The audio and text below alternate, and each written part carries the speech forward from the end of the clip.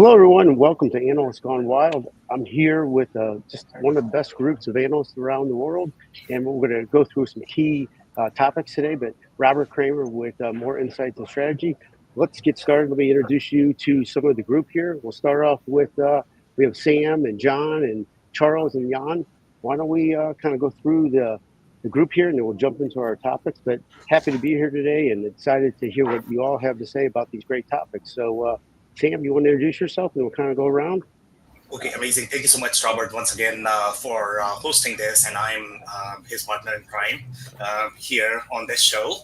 Sam Gupta, principal at Elevate IQ. I have been covering the enterprise software space for 40 years now. So I'll stop there. John, you want to go next, I guess? Absolutely. John Santaferraro here.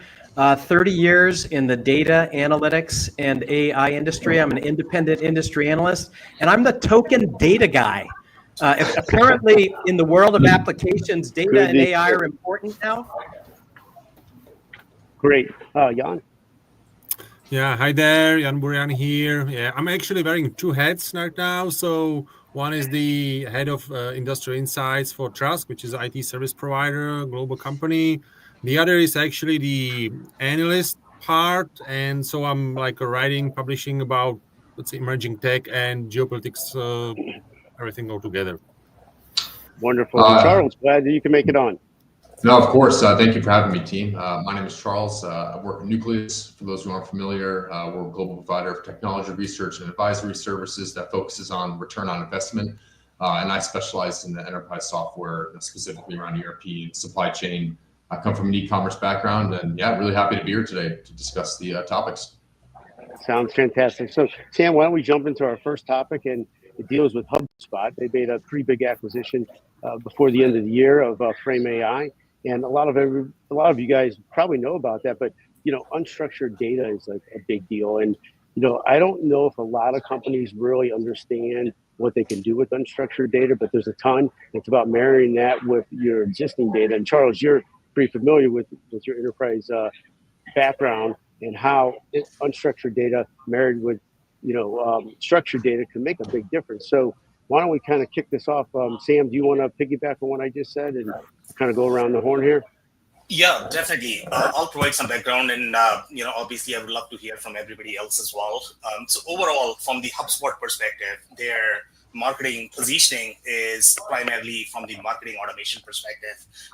They are into the CRM suite space as well, but they are not transactionally as strong. In general, their market positioning has always been more from the content perspective. That's what they are known for. That's their bread and butter. So this is really, I personally like this acquisition, to be completely honest, because now they are trying to gather as much data, which I'm generally against, to be completely honest. I don't want to mix the transactional data as well as the unstructured data. But in this case, it does make sense, but they are probably not going to have the complete picture, because if you try to make, and I'm pretty sure John is probably going to have some comment there, if you try to make your transactional application data warehouse, that's probably not the smartest idea in my personal experience. Because number one, then you are trying to bring everything in one platform, which might be okay in some cases if your sales team, marketing team, they are going to use that data. But in general, I like to keep these two things separate, architecturally speaking, data warehouse as well as, CRM. So that's from my side. I think it also depends on the industry that you might be in for whether this unstructured data has merit. But John, why don't we go to you first? I know you probably have a handful of things that you want to lay out here for us. Yeah, I think it's a really smart move for HubSpot because they had to make a build or buy decision, and I'm assuming that with Frame AI, they're going to advance faster than they would have building it in-house.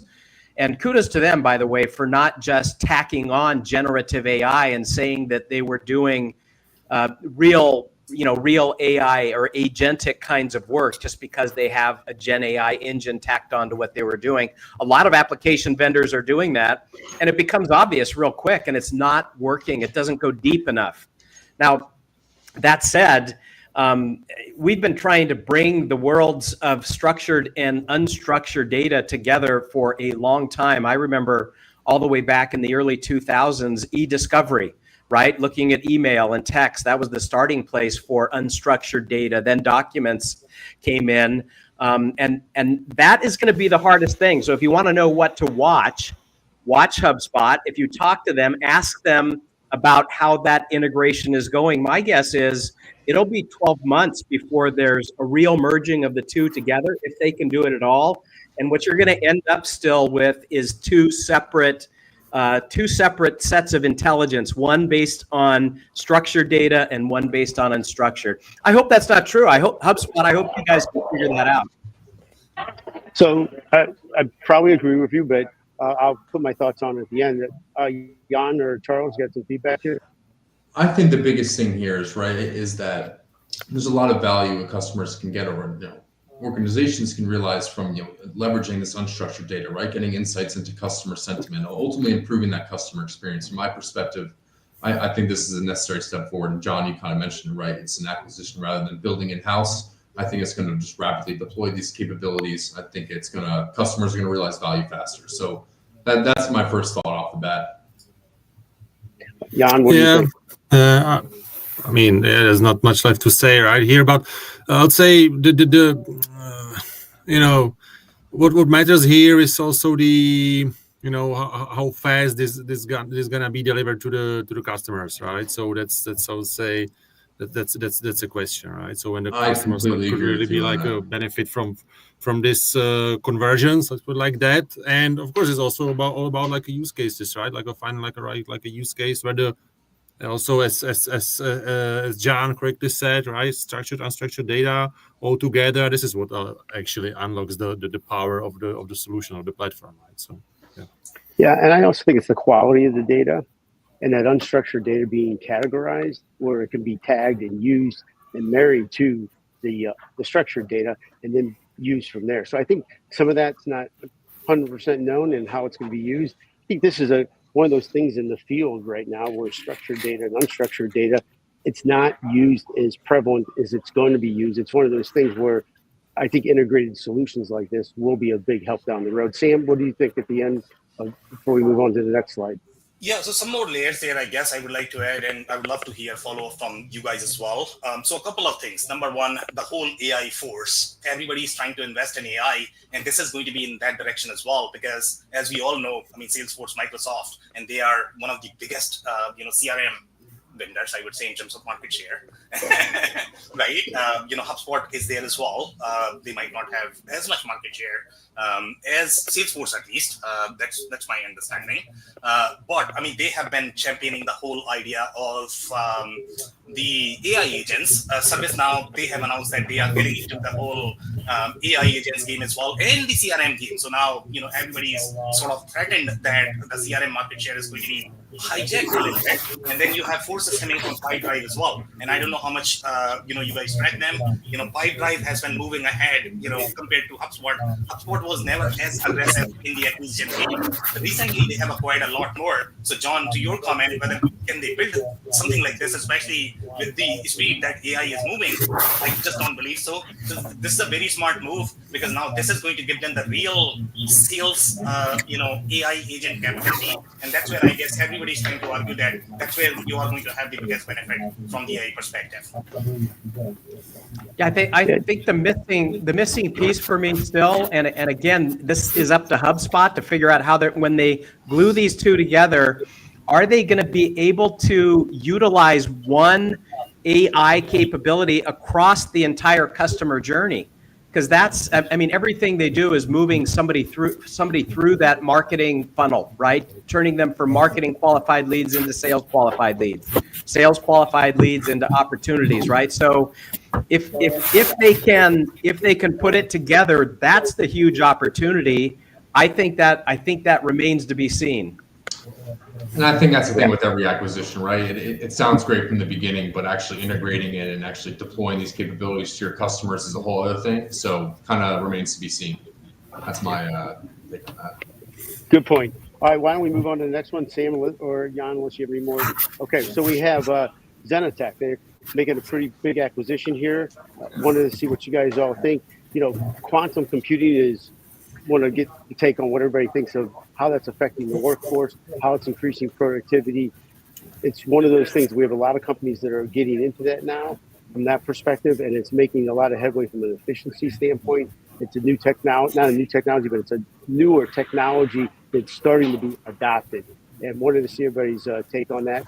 Who would like to kick it off first on this one? I think I can have something to say right after that. I have a few colleagues that work at the quantum company D-Wave Solutions, and that was one of their use cases was around workforce scheduling, kind of optimizing that. So I think this is a great step forward. Obviously, quantum, I think this will be generally adopted, 10 years, 10, 15 years down the line.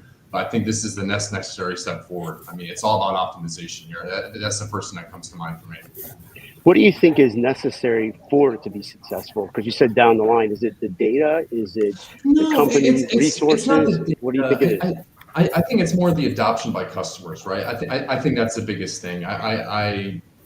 From my understanding, customers are even kind of hesitant to adopt, AI agents, for example. So I think as quantum computing becomes more readily available, cheaper to utilize, I think customers will take advantage of that. That's really my reasoning for the delay. Is I think it's the customers actually adopting and understanding that these solutions can be more efficient. That's what Do you think it's a narrow focus from an industry perspective, or is it carte blanche?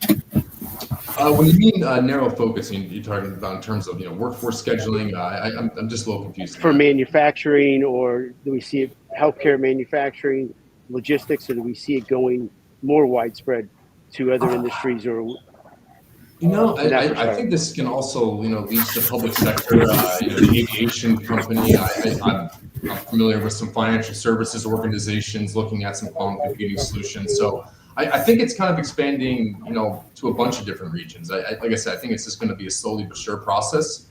But a lot of organizations are looking to solutions like D-Wave to optimize certain processes like workforce scheduling, whether that's logistics, production. I know the city of the Port of Los Angeles had a pretty significant use case with D-Wave. So I think this stuff will be slowly adopted over the next couple of years, and it'll be interesting to see. Great. Who else would like to put their maybe my thing here would be, I probably need to, let's say, better define what quantum computing does mean in this context, right? Because at CES, right, you probably all heard Jensen Huang, right, saying that quantum computing in like a real, let's say, at scale in a real life, it's gonna take maybe 10, 15 years, even more, right? So the question is, what kind of differentiation, or what was the differentiator here now, right? So saying that, okay, we leverage quantum computing here and there, maybe, I don't know. Is that really like a leap from the cost, like a large language models, right? So what's the entry difference? cost? It might be predicated on that. So is your entry cost high or low to get in to take advantage of the technology? Sam or John, do you have any feedback? Yeah, I think we're very, very early in quantum computing. Even the statistics that Zenitech gave are that it will be a $4 billion market in 2030. That's 5 years from now. It's going to be $4 billion. That's not a large market. And it's growing fast. It's growing fast at 30% CAGR because it's a tiny market right now. It is niche. So I'm really surprised at Zenitech. I get that they're trying to differentiate themselves with their drone offering and what they want to do for SaaS companies. But I think by focusing on quantum computing, they've made themselves a niche player. So I think that's the biggest part of the story. It's in there. I'll give you an example. To date, there's not a great database that has been created for quantum computing. And it's coming along, but that could be 5 to 10 years from now that we have a hardened database for quantum computing where you can really rely and run applications. So I have a lot of questions just about this overall. Well, that's why I thought the cost to entry is a big topic, not necessarily for today, but for companies that want to leverage it, knowing that if they can get in at a certain price point, if it's high, they're not, because maybe that's one of the reasons the market's not there yet. But Sam, what's your thoughts? Yeah, so I don't know whether you guys recall, and not everybody was sort of in the email last week. This particular story, I really wanted to have Hyoun here. He found this slightly more amusing this particular story. And I find this story funny as well. And the reason for that is if you really stick to the story, there's too much going on here. Number one, quantum computing. Number two, drones. Number three, scheduling. Okay, so now you are going to wonder what the hell is happening here. Okay, so number one, quantum computing, as you correctly pointed out, John, I mean, it's probably in the R&D phase right now. Not much commercialization happening for the quantum computing. Number two, okay, sure, you can figure out drones as a service, but then when you look at the scheduling component, you are thinking probably categorically speaking, probably ERP, WFM, that is probably going to be your ACM component. Where else have you seen scheduling? Some people might argue that that's probably going to reside inside maybe CRM, sometimes e-commerce, but this is different. I mean, this is getting into the operational boundary. So you are going to wonder, okay, what the hell is happening with the workforce scheduling and how the drones are going to monitor that. So that's where my loss is, to be completely honest with this story. Okay, but if you pay attention to some of the details, I can see some details there. For example, when you get into the real traffic management, weather forecasting, border control, that's where you are going to get some benefit. But again, in my mind, I think this is all over the place. That would be my assessment. I think it comes also down to what's the business impact.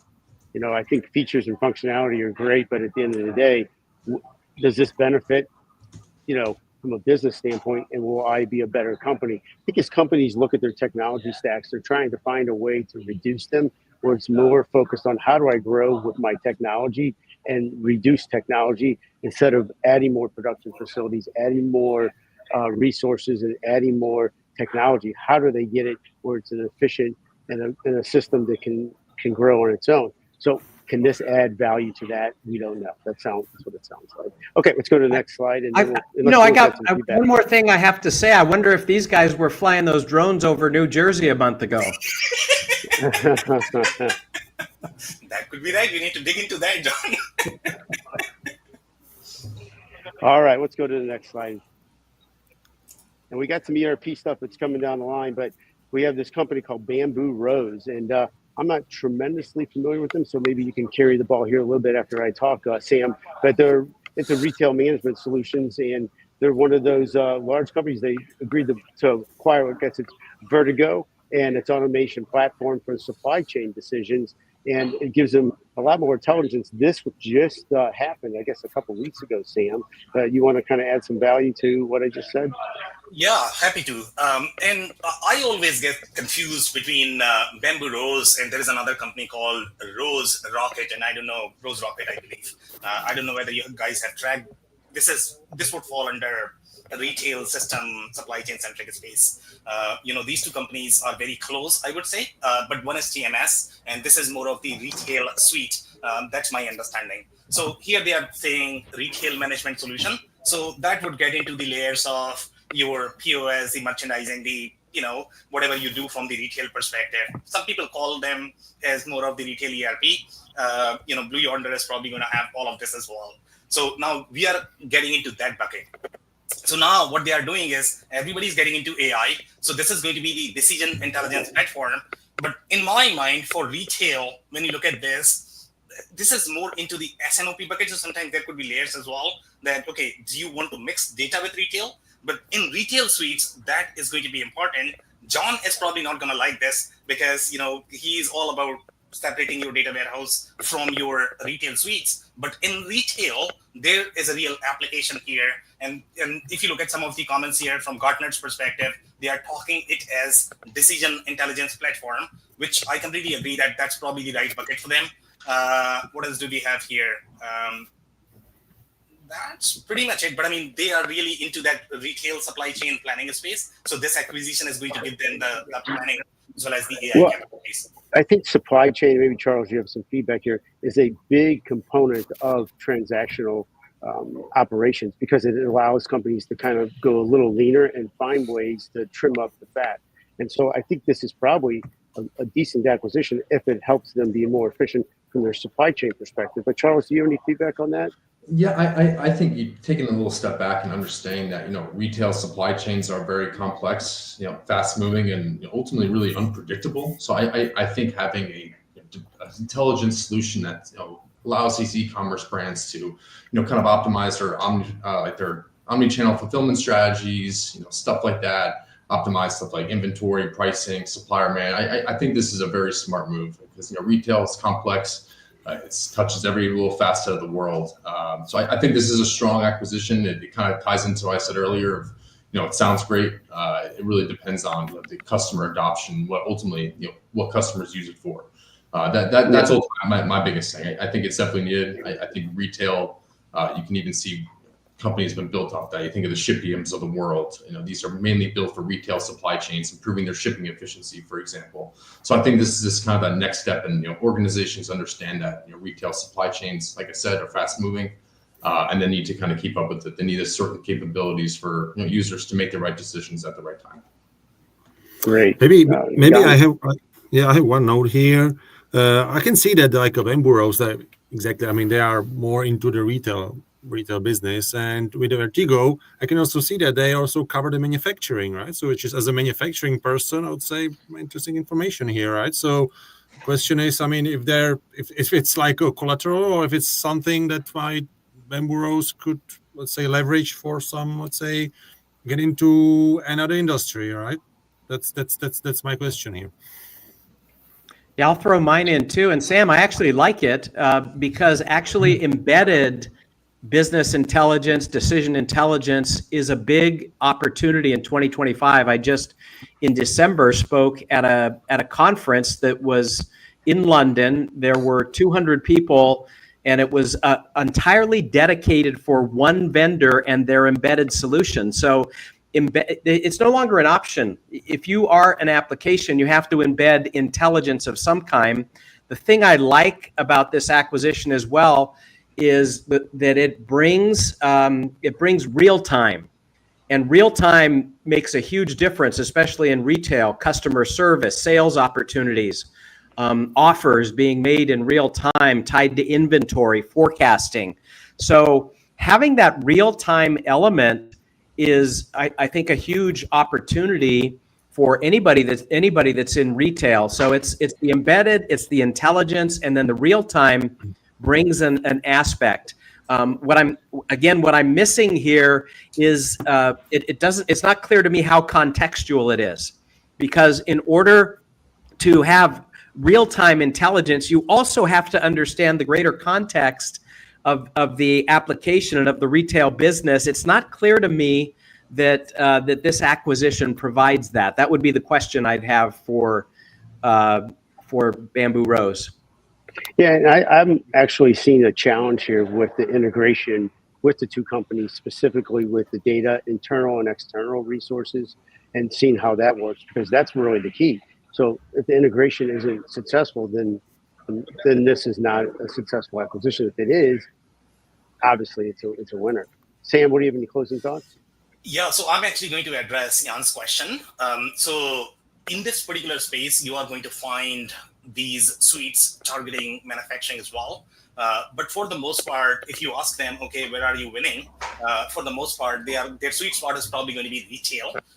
Retail manufacturing, they sort of go hand in hand. And one of the examples, and I think, Charles, you track them as well, right? So if you go to InfoNexus, they are primarily the retail suite. So now this is their competitor for the most part. Now, Nexus might target manufacturing a little bit, but they are not going to be as serious about targeting manufacturing, because, again, manufacturing is a very, very, very deep capability. The supply chain is going to be very different. Global trade management processes are going to be very different. The supplier intertwinedness, you guys tell me the word, okay, is very different in the manufacturing space. So those are my thoughts. Great. All right, well, let's cruise on. Let's the next slide. We're kind of making some good progress here.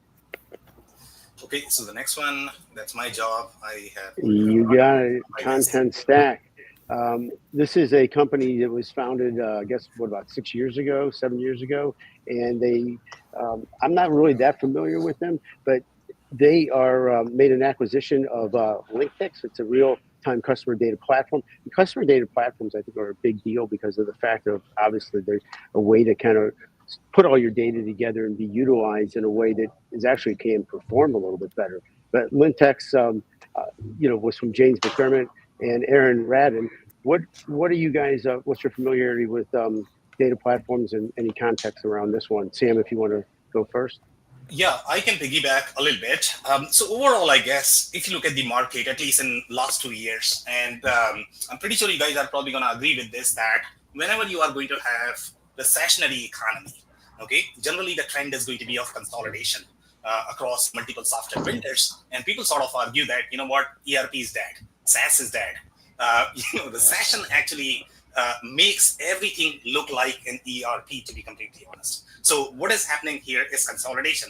Now with consolidation, because everybody is trying to increase their deal size, okay, that's their motivation for the consolidation.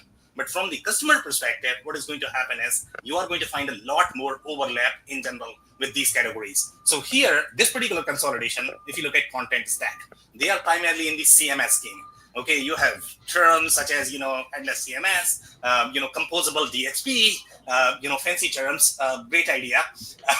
Now, these guys are all going to argue that, everything needs to be composable, etc. Great. But here, I think what these guys are trying to do is the composable causes a lot more problems. So now they are trying to consolidate it as well. So if you look at content stack, what they have is now they have combined the CDP, they have CMS, DXP. If you monitor this trend, you are going to find players such as your Playview, ActiveCampaign, they have done this very, very, very similar trend. If you go to Bloomreach, they are packaging this in a slightly different way, optimize the API server. They were already very consolidated suite. So these guys are simply following that suite and they are calling that this has more of the composable, which is not composable. Yeah, good explanation. Just maybe a comment about ERP being dead. I think, and I just came from the ERP conference, ERP is probably the cornerstone of every business. It is the lifeblood, it's the anchor, and everybody has to align around them. The reason why you don't hear the noise around ERP saying positive things about themselves, because they don't need to. All these companies that we're talking about need to align to them because that's where the data is coming from. That's where everything needs to happen because if your ERP isn't successful, you're not. But Charles, what do you think of this one? I completely agree with your statement there, Robert. ERP system of records, the most important, vital, I would say, mechanism to an organization. Although I'm not too familiar with these organizations, I do have to say, kind of relates back to what we talked about in the last topic. Kind of the real-time data aspect of it. And now that with this customer data, the vendor is now able to provide, these like kind of personalized digital experiences for these customers. And I think that's the main benefit here. That's the biggest thing I have to add there is, these personal experiences. I think that's the biggest thing. It's the customers are key, especially in the software world. So agree. That's my take on it. Jan or John? Yeah, I mean, not much else to say here, right? So, yeah, I mean, I think that's like a good move. I mean, personalization, but also in our company, we do like a lot of integrations, a lot of stuff related to the hyper personalization even, right? So this is actually, yeah, this is where such a platform might be good to leverage, but that's actually from my end.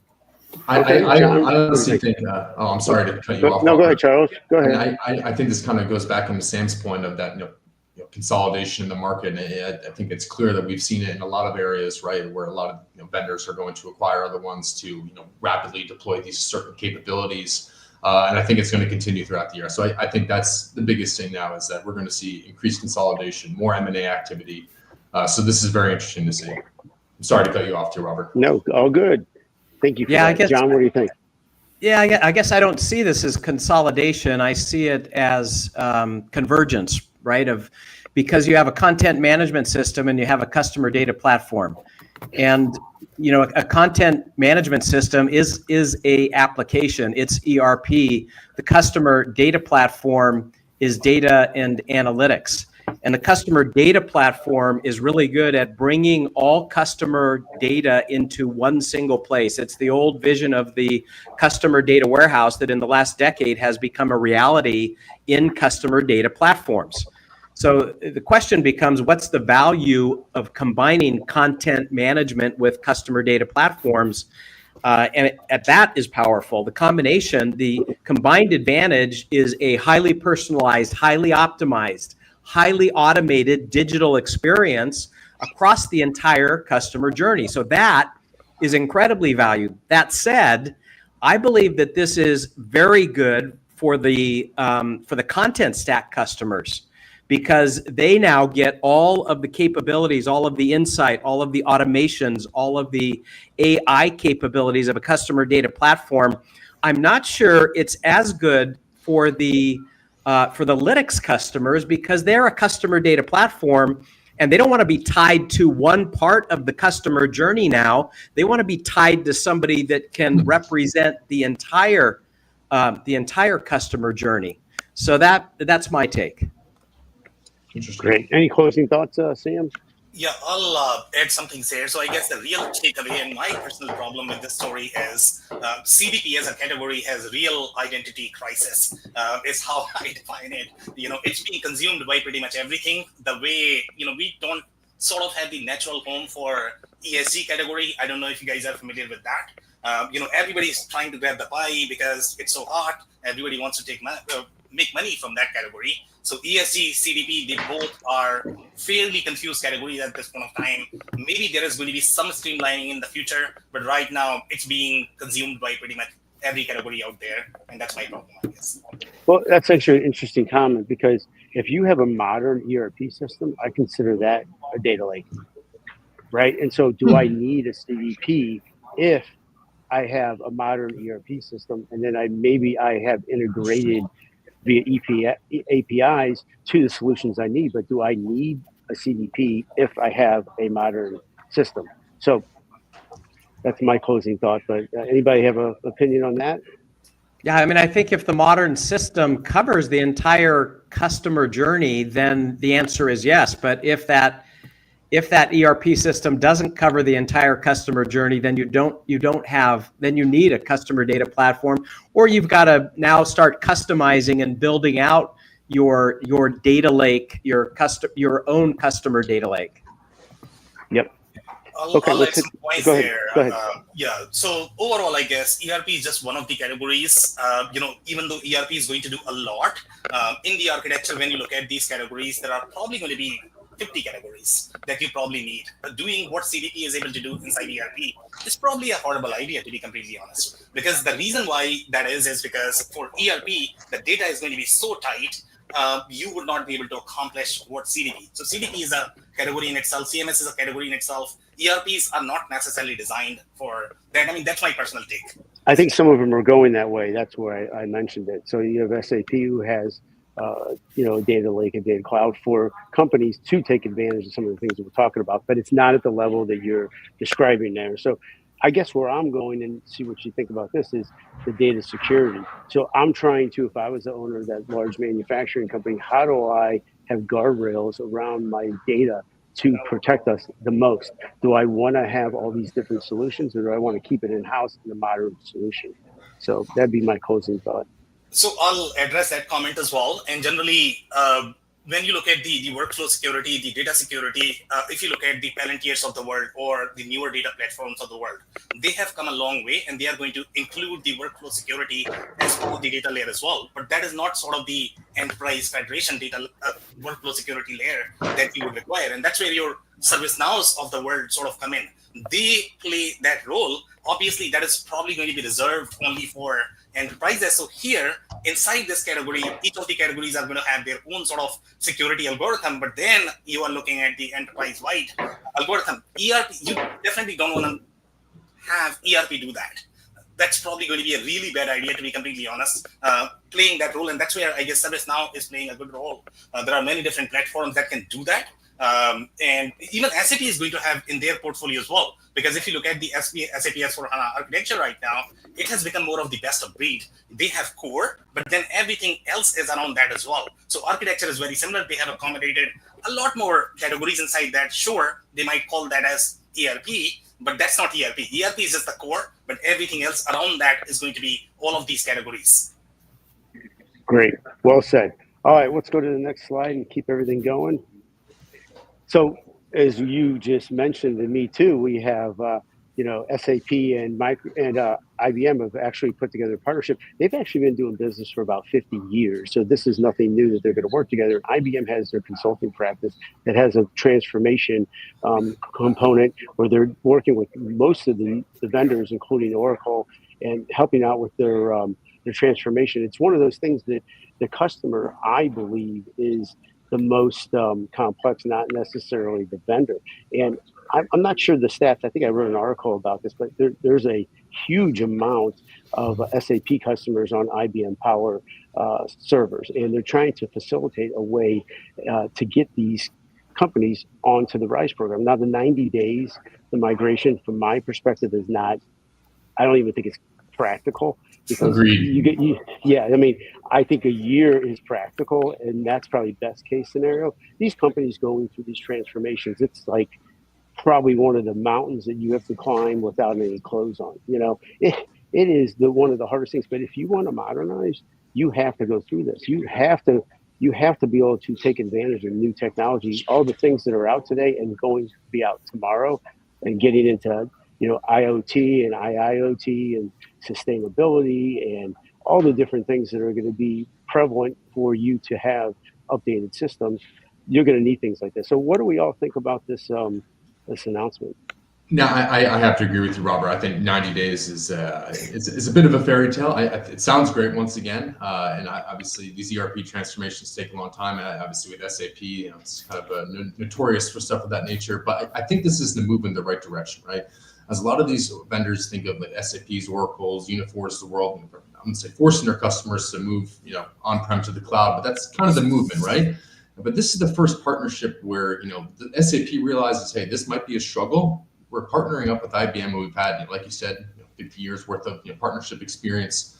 Let's try to help the customer out as much as we can. I think that's the biggest thing here. Once again, 90 days, a little bit of a fairy tale. We'll see. I mean, I would love to be proven wrong. I think that's one thing that remains to be seen, but a step in the right direction for sure. We got a good crew here to talk about this. Who wants to go next? Sam, any feedback? John, do you want to go? Yeah. I'm gonna throw a little dart at it, because it's like, Please. My question is, what is wrong with the SAP IBM relationship that they launched RISE in January, or was it April of 2021, and here they are almost 4 years later deciding to basically support this platform for IBM. It's like, is there a problem with the relationship? Well, that's actually a good point, and I'm not sure if there is or isn't, but 2/3 of SAP customers are still on-prem. Maybe it's because the program isn't successful with this typical or this type of IBM server. They probably went and looked at, so they have 24,000 SAP customers, about a fourth, maybe a third have actually migrated to the new system. They're looking at what's the balance left, that gap, and how many of those they divided up by category. Where are they at? Maybe they looked at it and said, hey, IBM owns a share of this. We have a structured program. Let's marry it together. IBM Consulting's fantastic. Let's get this party started. Now, does that help the customer? Yeah. Will that shift this? I think it's going to take time, because of the fact the customer is still scared to death to do anything. And if they're going to do something, they need some trust. And the trust, I think, is the IBM partnership. But Hyoun or Sam, what do you guys think? Yeah, guys, but could you remind me, is it like this is definitely not the only partnership, right? So SAP's got, right? So we also have many partnerships with others, right? So why is this particular partnership that important to announce like this, right? Because of the number of customers that they actually have on that server, and the knowledge that IBM Consulting has on moving them off the server, married with the program of RISE, which is a structured program to, for the migration and to handle the change management. One of the things that I like about IBM Consulting is their garage methodology and how they actually look at how to structure these migrations and the transformation, and it allows them to really digest it and formulate a plan. And I think IBM has a lot of experience. Still, the customer, resources, change management, data management, those are all the keys to this puzzle as well. But that's my perspective. But Sam, what do you think? Yeah, so I'll add some colors there, guys. I guess to your comments, and you guys are not off in your assessment with the 90 days. And that would be the assessment of any reasonable consulting firm out there, whether consulting firm, analyst firm, they're never going to agree with 90 days. I mean, call me slow. I take probably 90 days to produce a report. Here we are talking about transforming the entire enterprise. Okay, so obviously IBM is not gonna be happy with that, and that's where you have the conflict. So this is not necessarily the problem with the relationship, but these OEMs, and again, there is nothing against SAP as such. This is the rat race that everybody is following. So SAP has to do that as well, to be completely honest. Okay, so this is the industry-wide problem in my mind. Okay, so now if you ask any of the partners, they are probably not going to agree with that. But then the bigger problem that we have in the SAP ecosystem that has not been brought up so far is that if you read the statements here, they are saying that the majority of the installations that IBM was doing, they were off-premise. And that is probably consistent across the majority of the SAP partners, SAP installations, even though if you look at their cloud growth, it is growing right now. It is growing substantially, but still the majority of the share is off premise. Not many partners have the skill set that they are going to be required for cloud. The cloud installation is very different. It requires very different skill set.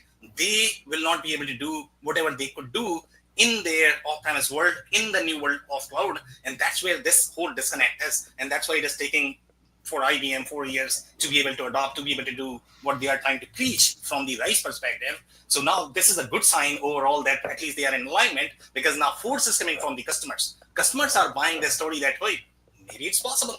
SAP is saying that. Okay, I want to try it out. Nobody can predict the outcome, but they are asking IBM, hey, why are you not giving me this? Why are you not giving me public cloud? So now IBM has to take this. That would be my assessment. But again, Deloitte, IBM, they all are going to have their own frameworks that they are going to position in competition with that. Okay, this is SAP's story, but this is what IBM's story is. Well, it's there's an interesting aspect to this too, in that IBM is a customer as well, right? So they have, I mean, they're in their release, they said that they moved their entire quote to cash and record to report processes to RISE on, of course, their own servers. And that impacted 150,000 users in 175 countries, 18 months, 30% reduction in infrastructure cost.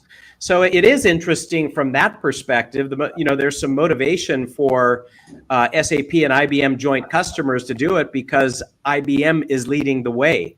So I mean, I think that is what a great way to go to market. We did it. Here's the results. We can do this for you. I think you're 100% accurate there. Truthfully, the way I look at it is I think it's a great marketing lever also. Robert, you said it, right? It's, accelerating that, that transformation, that modernization, right? Saying that, SAP is, we're committed to helping you guys out. We're not going to let you out to dry. We're forming this partnership. We believe we have, the power to, do this together. So I ultimately think this is a great marketing asset for SAP, to show their customers, saying, hey, listen, not only is IBM a partner in us, but they've done it too. Why can't you? And I think that's a good first step for them. Yeah, I mean, I think SAP is finding ways to help their customer out here. Sure. They could not do this and say, hey, sink or swim at 2027, but they 100%. need to get customers onto the new version. And I work with all the major ERP vendors, and all of them are struggling to get customers to modernize. But if you don't modernize, you're going to get passed up because the companies that you compete with are. And then the technology aspect, you're not able to take advantage of that. So I would see this as a sign of SAP trying to help the customer out. And then I would love to see more of these to come, because they need to get these customers off of their older versions, because of the fact that, and here's one of the things I'm going to throw out, I think it's less expensive to modernize than to stay on-prem. If you look at all the indirect costs between resources and what it costs to keep those servers going and the technology you're missing out on, I think there's a big gap. I'm doing an analysis on this right now, but to show why there is a huge benefit from a cost standpoint and an efficiency and growth perspective if you modernize. But any closing thoughts on this, guys? I mean, if you think about it, if you want to use AI, you need to be on the cloud. I think that's the biggest thing, right? You talked about the technology advantages, and when you're on-prem, you're not able to take full advantage of that. I think moving to the cloud gives you that capability. So that's my 2 cents at the end. Great. I would say, yeah, but on the other hand, I mean that like a hybrid approach, like going like a cloud, partially on-prem, it's still like in manufacturing. I mean, it's just like still probably the let's say mostly adopted framework, right, or setup anyway. So it's I agree. yeah. So then if you need to have like a good architect behind all that, and the consulting partner, integration partner, yeah, and it's probably doesn't matter if you want kind of like a like a ERP or which kind of hyperscaler you use, right? It's the strategy first and tech later.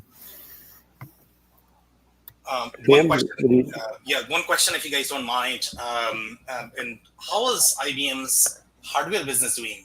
Robert, I know you track that probably. John, I don't know if you get into hardware. Does anybody know?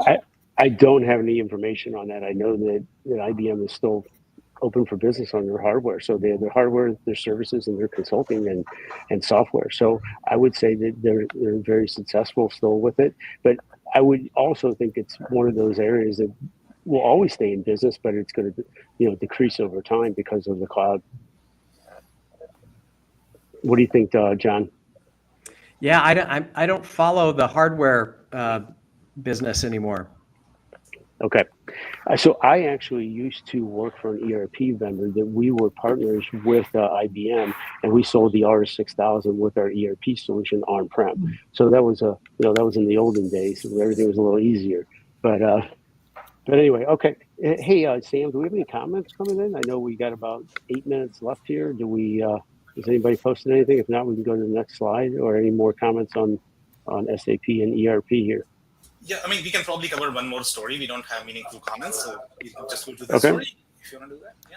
Yeah, let's do that. So, Unit 4 appoints a new CEO. I think companies are always looking for change. This happened about a week and a half ago. Simon Paris.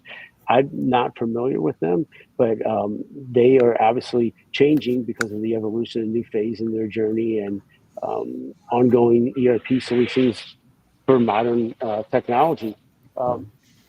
I guess from that perspective, Simon has a background in a lot of the things that we've talked about here, Charles, with SAP and Infor, et cetera. So, and I like his manufacturing background, but what do you guys all think about this? To be frank, I'm very familiar with Mike. I'm not too familiar with Simon, so I think it's very interesting. I'm actually kind of curious where Mike will end up next. I do see CISPRO here, but I think it's a step in the right direction. I think Unit 4 is making strides in terms of AI agents and whatnot. I just think that they kind of need a new accelerator. So I think this is an interesting touch to it. It did catch me by surprise, but I guess we'll see how it plays out, really. Any background you have on this, Sam, you want to add? Yeah, I'll add some background. So Unit 4, I don't know how much you guys are familiar with that. They are one of the major ERP vendors. They track primarily the service category that is going to be your university, public sector centric. Like consultants and whatnot, yeah. Exactly. Those are going to be their patches for the most part. And I think overall, when I look at the transition, the leadership, when I look at their backgrounds, it was very interesting. For example, let's say if you look at Mike's background, okay, I think he, if my understanding is right, he comes from the whole success factors world, and in the service space, you are going to have a lot of ACM layer. Unit 4 is going to argue that, I have my ACM, I have my FP&A, and I'm going to be comparable with Workday, and that is fair comparison, right? So Mike actually comes from that world. He was part of Unit 4. Great idea. Okay, that's how you should be aligning the skill set, I guess, right? And then now he's sort of moving to CISPRO, which is completely different because, that's manufacturing. Very, very, very, very, very different background, even though he's going to have some ERP experience, right? The other layer I want to touch on is Simon's background. He comes from very manufacturing, at least that's my understanding. Okay, Infor, very manufacturing centric, but now he's coming here. For the most part, why this force is happening or why this movement is happening is all driven by private equity. Okay, in general, I would say last 4 years for any CEO out there, especially in the enterprise software space, it was a nightmare. It was a nightmare. You can never meet your numbers. So these guys sort of got unlucky, to be completely honest. Okay, so whoever was the CEO, I think CISPRO also announced that they are changing their CEO as well now. So I don't know who's the current CEO. But the previous CEO is gone. just because of we are coming out of COVID, and now we need sort of the new leadership to get to the next phase. And in this, I think there is going to be some sort of private equity alignment. I'm not too sure, who's moving the cards here, but for the most part, I think Simon comes from very Vista equity background, and that's why this movement is happening, because they are probably trying to get to the next phase. So that would be my take overall in this movement. We'll find out. I'm not going to judge right now, whether this is the right direction, but this is a very interesting move. Agreed.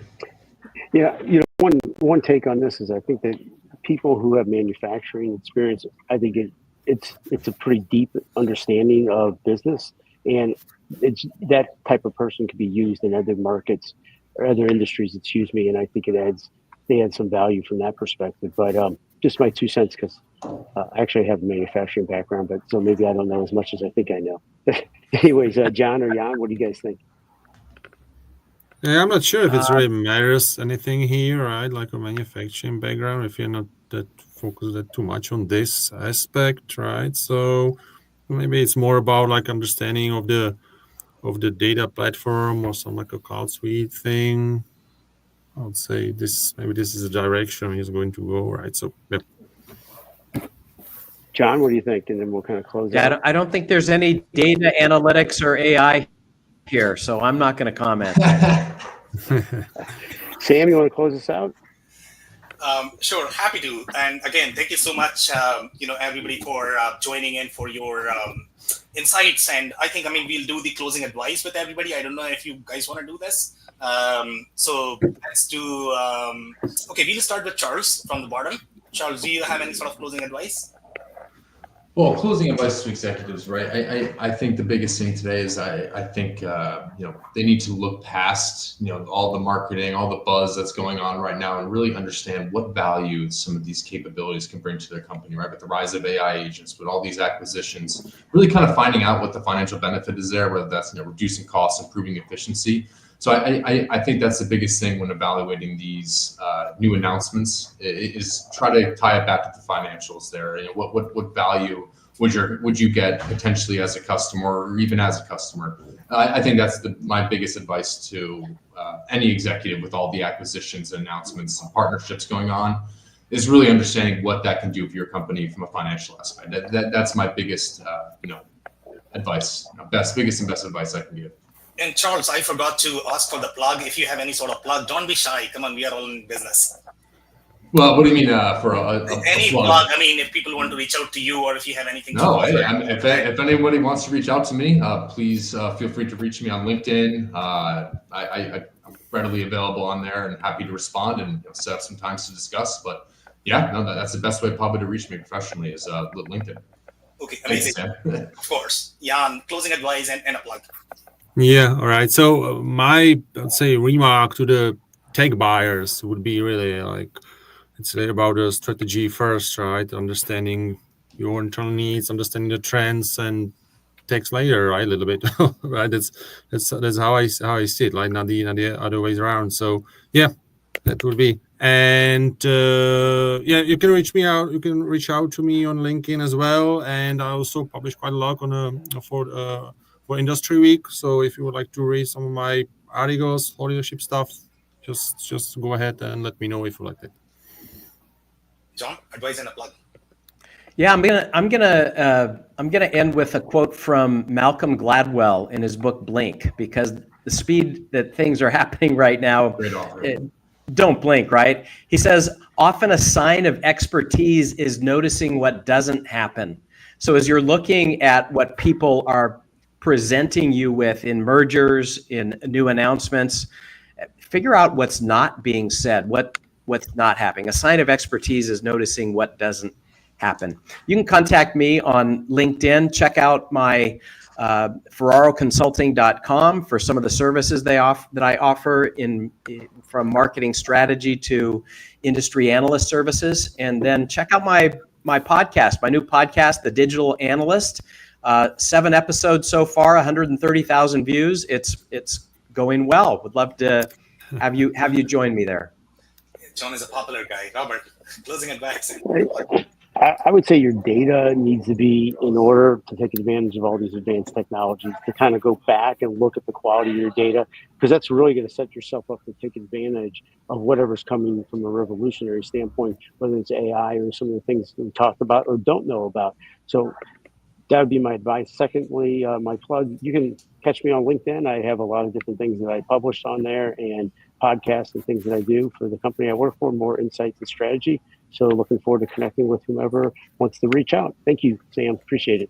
Of course. And thank you so much once again, everybody, for joining in. And if you don't know, this was part of our the Analysts Gone Wild series, for which we meet every Thursday at 11 a.m. Eastern. So make sure you guys are going to be here next week. We are going to come back with more stories and exciting ones. So I'll see you next week. All right. Thank you, guys. Thank you. Thanks, everyone.